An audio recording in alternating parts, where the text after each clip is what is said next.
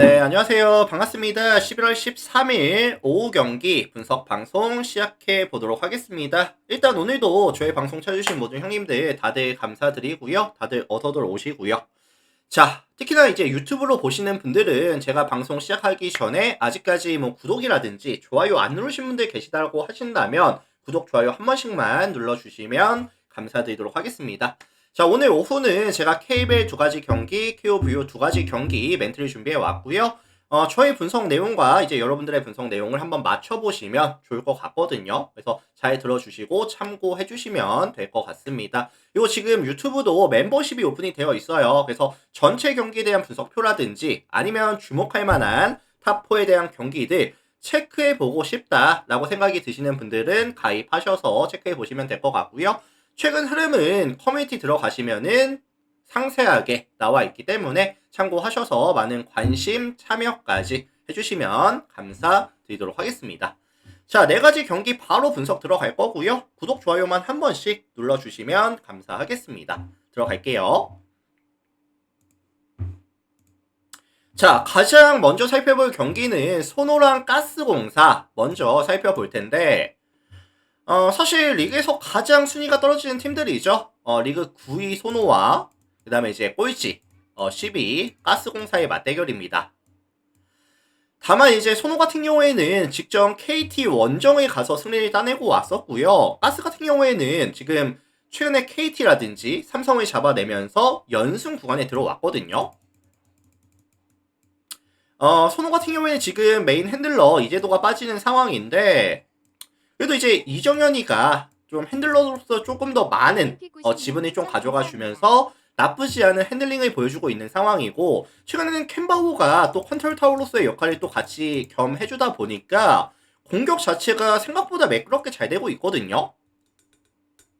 그리고 이제 캔바오가 직전 KT 전에서도 성적이 괜찮았습니다. 22득점에 7개의 리바운드에 그 다음에 6어시 그 다음에 3스틸 기록하면서 경기력이 되게 좋았었거든요. 자, 그래서 공수 밸런스가 나쁘지 않았었고 그리고 사실 오늘 매치업도 지금 김준희라든지 김국창과의 매치업을 가져간다라고 한다면은 뭐 속도라든지 높이에서의 이점을 가져갈 수 있다 보니까 온보이 상황에서 나쁘지 않은 효율 1대1 상황을 만들더라도 나쁘지 않은 효율을 만들어낼 수 있겠다라는 생각이 들기는 합니다. 그래서 캔바우가 오늘 경기에서 되게 좋은 모습을 보여줄 가능성이 높아 보이고 사실 나이트와 포킨스의 매치업도 높이에서의 차이가 조금 있거든요. 그리고 뭐 힘에서의 차이도 분명히 존재하고 그래서 일단 소노 같은 경우에는 이런 1대1 상황에서의 강점이라든지 아니면은 이제 제공권 확보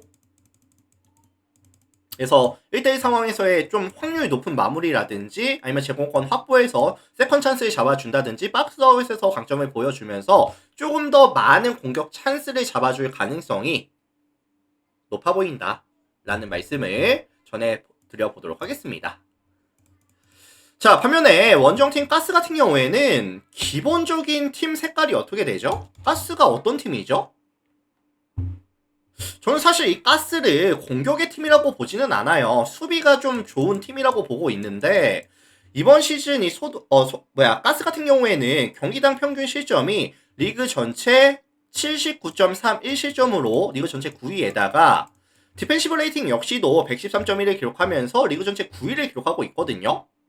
그래서 실책에 대한 유도가 안 됐을 때 상대에게 오픈 찬스를 꽤나 많이 내줍니다. 이번 시즌. 상대는 반대로 말씀을 드리면은 편안하게 올라가는 빈도수가 늘어날 수밖에 없거든요. 그리고 사실 뭐 공격에서도 순수 야투가 많이 떨어지는 모습을 보여주다 보니까 공격과 수비에서의 밸런스가 잘 맞고 있다라고 보기는 좀 어려울 것 같아요. 좀 무너져 있다고 보시는 게 맞을 것 같고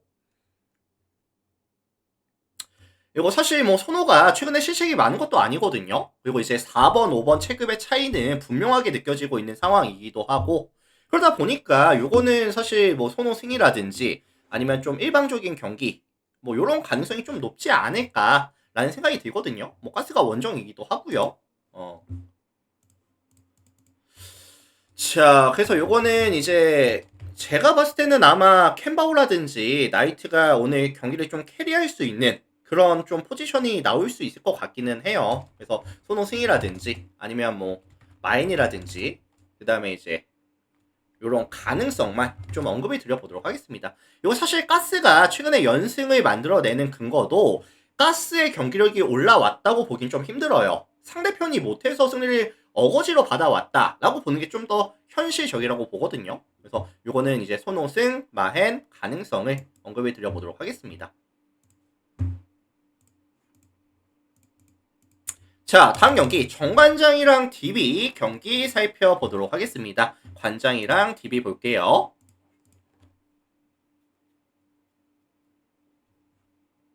자, 이 매치업은 제가 분석을 하면서 가장 눈에 띄었던 부분이 어떤 점이라면은 원정팀 DB의 4연승이 끝났습니다. 4연승 구간이 끝이 났고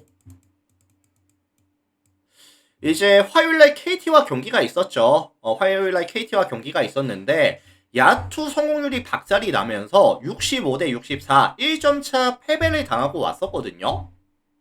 그래서 그때 당시 앨런슨이 24득점을 기록하면서 득점에 대한 지원이 나쁘지는 않았지만 성공률 자체가 33.3%. 그래서 가장 많은 공격 파일을 담당해 줬음에도 불구하고 성공률 자체가 많이 떨어지다 보니까 경기를 지고 왔습니다, 지금. 그리고 그 과정에서 이제 알바노도 그렇고 앨런슨도 그렇고 이제 38분 정도 뛰어주면서 사실 출전 시간도 되게 많았었거든요. 그래서 화요일 경기가 있었고 하루 쉬고 오늘 정관장의 원정에서 가져가는 경기 그리고 내일 하루 쉬고 그 다음에 토요일날 2시에 홈에서 SK와의 경기 최근 5일 중에 3일을 경기를 뛰어야 되는 상황이에요. 근데 지금 이 DB가 문제가 뭐냐면은 이 알바노라든지 앨런슨에 대한 출전 시간의 관리가 전혀 안 되고 있거든요. 계속해서 뭐 37분, 38분, 뭐 길면 39분 이렇게 띄워주고 있다 보니까 이게 뭐 지금 당장은 문제가 안 될 수도 있겠지만 이렇게 좀 타이트한 일정을 가져가는 상황에서는 분명히 문제가 될 수밖에 없다고 봅니다. 이렇게 좀 타이트한 일정이라든지 아니면 시즌이 뒤로 가면 갈수록 이건 제가 이번 시즌 시작할 때부터 말씀을 드렸던 부분이에요. 알바노 이제 뭐 4라운드 뭐 넘어가면은 5라운드 넘어가면은 퍼질 수 있다. 프레임이 얇아지면서 퍼질 수 있다. 분명히 말씀을 계속 드리고 있습니다. 자, 반면에 홈팀은 정관장이죠. 정관장은 이번 시즌 강점이 뭐죠? 수비죠. 수비가 정말 좋습니다. 이번 시즌 경기당 평균 실점이 68.7실점씩을 가져가면서 리그 전체 1위에다가 그 다음에 디펜시브 레이팅 역시도 97을 기록하면서 리그 전체 1위거든요. 특히나 이 정관장의 수비에서의 강점이 앞선에서 굉장히 타이트하게 수비를 붙어주면서 그로 인한 상대팀에게 3점 강요, 터프샷 유도, 골밑으로 볼 들어가는 거 억제.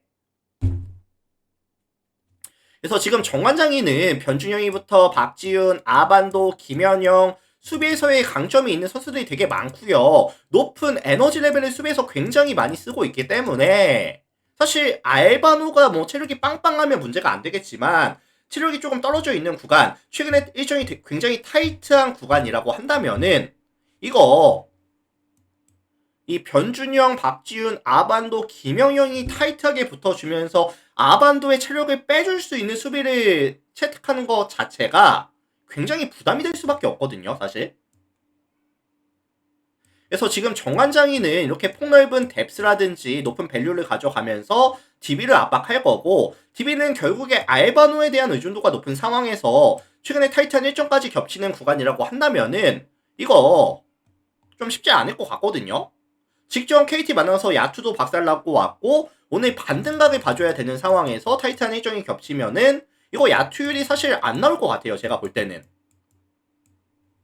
옥유봉님 추천 감사합니다.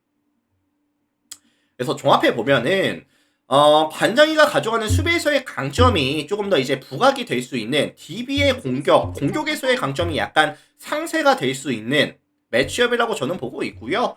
이제 관장이 홈에서 가져가는 이점이라든지 DB의 타이트한 일정을 감안해 봤을 때 요거는 사실 좀 냉정하게 봤을 때는 알바노랑 앨런슨 출전 시간 사실 좀 야투 안 터지면은 좀 세이브 시켜주는 것도 저는 방법이라고 보거든요. 왜냐면 내일 하루 쉬고 다음날 또 2시에 경기가 또 SK랑 있기 때문에 어쨌든 뭐 김주성 감독이 어떤 선택을 할지는 모르겠지만 요거는 이제 관장이의 승 아니면 일방적인 승리 가능성 아니면 이제 관장이의 수비 기대값이 높아지고 DB의 득점 기대치가 낮아지다 보니까 언더에 대한 가능성까지 언급을 드려보도록 하겠습니다.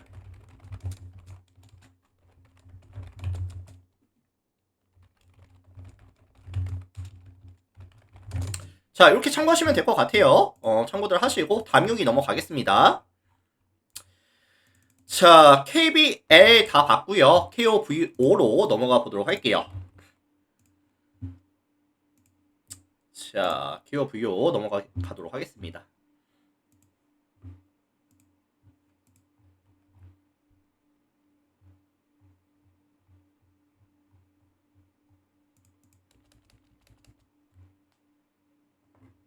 자, 옥조랑 형캐 경기 살펴보도록 하겠습니다.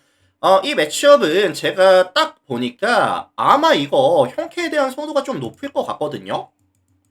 왜냐면 지금 형캐 같은 경우에는 이 윙 자원들의 뎁스와 밸류가 정말 좋은 팀이죠. 뭐 신호진이라든지 레오, 허수봉, 뭐 바이올리스까지 있다 보니까 이 윙 자원의 뎁스가 정말 이제 두텁기는 합니다. 기나이세븐님 추천 감사합니다.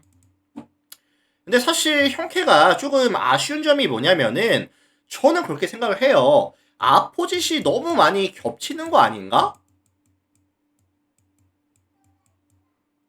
그러다 보니까 지금 뭐 신호진이라든지 바이알레사를 이제 아포짓으로 기용을 하고 있는 상황에다가 레오를 지금 아웃사이더 히터로 기용을 하고 있는 상황인데 사실 레오가 가져갈 수 있는 수비에서도 에너지를 조금 분산을 시켜줘야 되다 보니까 일단은 리시브에 대한 효율은 기본적으로 떨어집니다. 게다가 이제 공격에 대한 효율까지 같이 좀 떨어지고 있거든요. 그래서 레오가 이번 시즌 공격 성공률이 49%, 정말 많이 떨어져 있는 상황이고 최근 이제 형캐의 공격 성공률 자체도 많이 떨어집니다. 사실 뭐 49.8%, 최근 5경기에서 최근 3경기에서도 49.47%.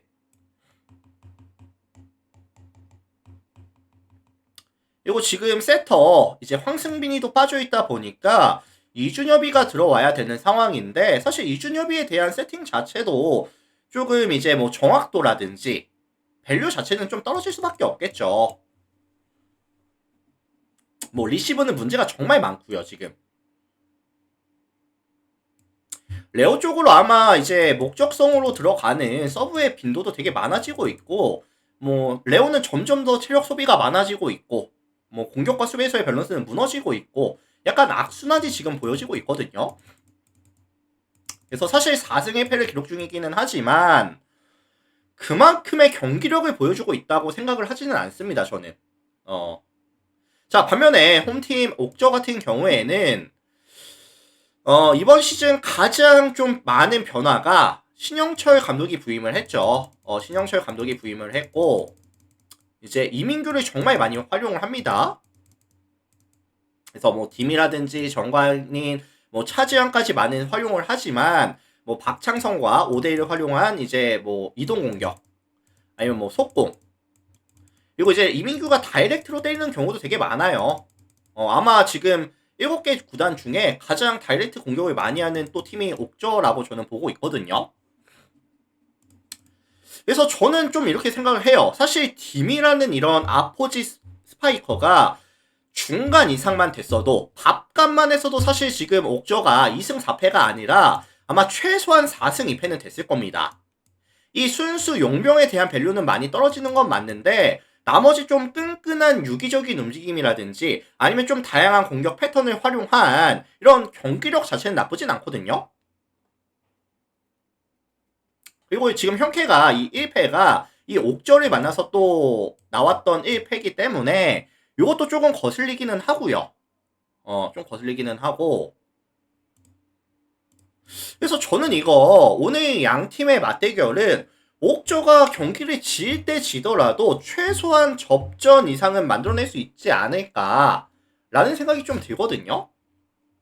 그래서 저는 이거 옥저 플랜이나 아니면 역배나 아니면 다득점에 대한 가능성까지 같이 언급을 드려보도록 하겠습니다.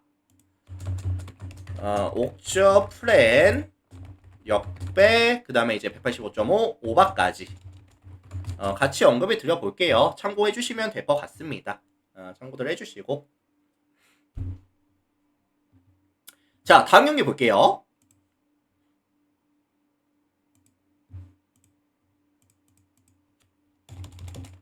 자, 페퍼와 이제 흥국생명 경기 살펴볼 수 있도록 하겠습니다. 페퍼, 흥국 살펴볼게요.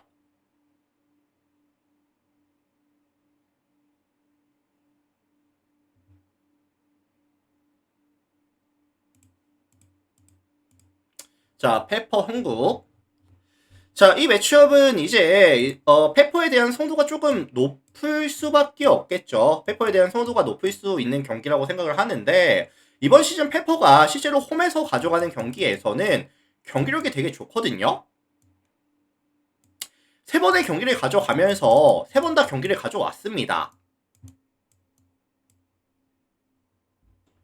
그래서 홈에서 더욱더 높은 공격 성공률을 보여주고 있는 상황이고, 그 다음에 뭐 조이가 합류한 이후에 조이 같은 경우에도 지금 성공률이 48%, 용병에 대한 효율이 괜찮거든요.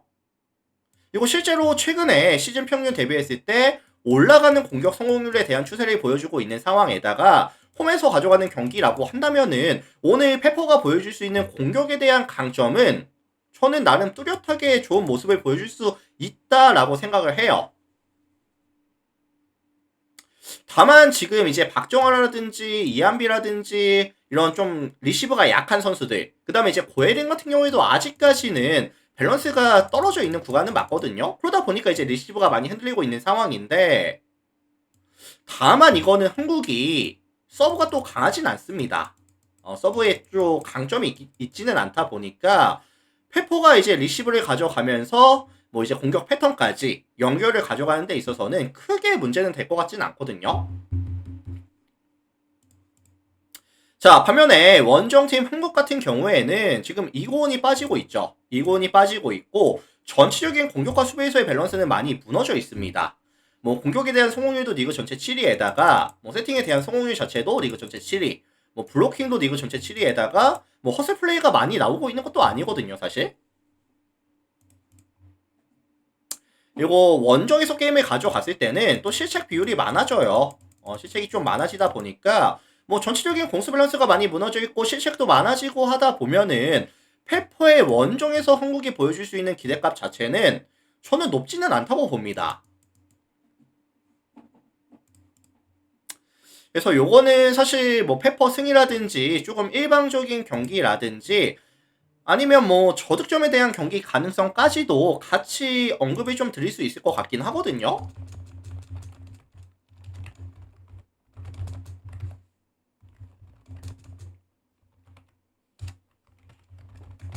그래서 요거는 페퍼승 아니면 일방적인 경기 아니면 저득점에 대한 경기 가능성까지 같이 언급을 드려볼 수 있도록 하겠습니다. 참고해 주시면 될 것 같고요. 자, 일단 오늘 제가 분석 준비해온 4가지 경기 멘트는 전부 다 말씀을 드려봤고요. 유튜브로 보시는 분들은 나가시기 전에 아직까지 구독, 좋아요 안 하신 분들, 오늘 저의 방송이 도움이 됐다, 잘 들었다 라고 하시는 분들은 구독, 좋아요 한 번씩만 눌러주시면 감사드리도록 하겠습니다. 자, 일단 오늘 저의 분석 멘트는 여기까지 하고 마무리 지을 거고요. 다들 화이팅 하시고 마무리 지어보도록 하겠습니다. 유튜브 형님들 다들 감사드려요.